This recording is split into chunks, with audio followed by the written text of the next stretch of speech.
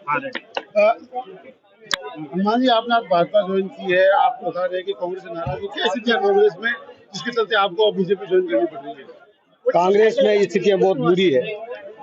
आम कार्यकर्ता जो संघर्ष करने वाला, पार्टी के लिए खून पसीने बहाने वाले कार्यों की अब कोई कदर नहीं है। वहाँ अवसरवादियों की वहाँ कदर हो गई। तो आपकी नाराजगी लोकसभा के टिकट को लेकर है ज्यादा, जिसमें आप भी दावादार थे बहुत बड़े?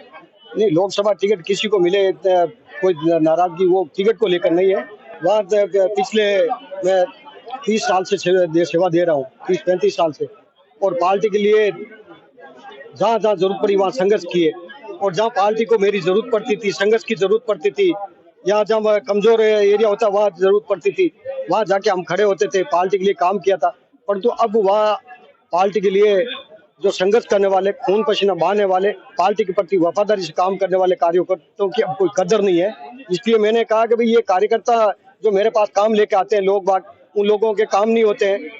तो जो लोग बाग हमारे ऊपर भरोसा करते हैं, मैं पार्टी के साथ साथ में सामाजिक काम भी करता हूँ। मैं सर्व समाज 36 कौम की सेवा करता हूँ। तो सर्व समाज 36 कौम के लोग मेरे पास आते हैं और काम लेके आते हैं, और उनके काम नहीं होते हैं। तो फिर वो लोग बाग सब मेरे को ये कहते हैं, मेरे जितने भी कार्यकर्ता सब ने ये कहा कि अब इस पार्टी, और दूसरी पर जो सबसे बड़ा मैं प्रभावित हुआ हूँ कि मोदी जी ने राम मंदिर बनाया।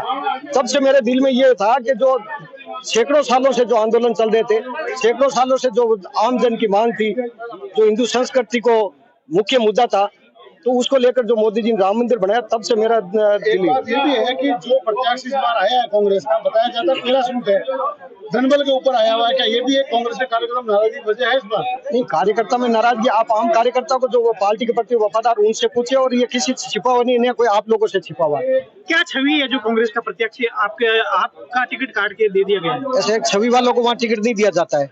किसे दिया जाता है? या तो जो आपने अभी बताया है, जैसे धनबल हो चाहे कोई भी हो, जैसे उस हिसाब से व्यवस्था के हिसाब से। अशोक गहलोत की भी इस मामले में छवि वैसी ही है क्या, जो ऐसे प्रत्याशी लाने हैं जोधपुर में? उनकी नहीं चल रही है? उनकी नहीं चल रही ऐसा है कि मैंने अशोक गहलोत को आज तक नेता माना था और उनके ऊपर भरोसा किया था, परंतु अब क्या कि जिस तरीके से वो कार्यकर्ताओं की अनदेखी कर रहे हैं, तब हमारा भी ये विश्वास उठ गया कि वो कार्यकर्ताओं की अब अनदेखी करनी शुरू कर। तो नेता नहीं है अशोक गहलोत अब? नहीं, अब तो हम जैसे भारतीय जनता पार्टी में आ गए थे, हमारे नेता भारतीय जनता पार्टी के बिल्कुल मानते थे। नहीं, कांग्रेस में से परिस्थितियां बनी है क्या अशोक गहलोत की चल नहीं रही है? वो तो अब स्थितियां हो रही है। अब सुनाई तो यही दे रहा है, जैसे आम जैसे पार्टी के प्रति वफादार कार्यकर्ताओं का अनदेखी हो रही है, तो इसका मतलब क्या हो सकता है? 5 साल सरकार रही, आप बराबर एक्टिव थे, काम हुए, उस टाइम तो काम हुए होंगे ना आपके? नहीं, जो आम जनता के जो काम होने चाहिए थे वो नहीं हुए काम 5 साल में भी। कई काम ऐसे थे जो आम जन के काम थे वो नहीं। अपने बेटे को टिकट दिया है इस बार, पहले बार भी दिया था, इस बार सीट बदल दी है, तो ये भी क्या आप लोगों के अंदर नाराजगी है क्या? नहीं, वो तो अब अपने बेटे को टिकट दिया है, तो पहले पिछली बार यहाँ से दिया, इस बार जालौर से दिया, परिणाम वही रहेंगे।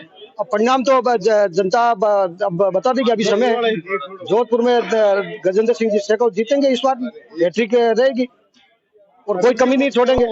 क्या लगता है आपको, जो कांग्रेस में जिस तरह से जो छोड़ के लोग जा रहे हैं, भगदड़ मची है, आपको लगता है कि कांग्रेस खत्म होगी?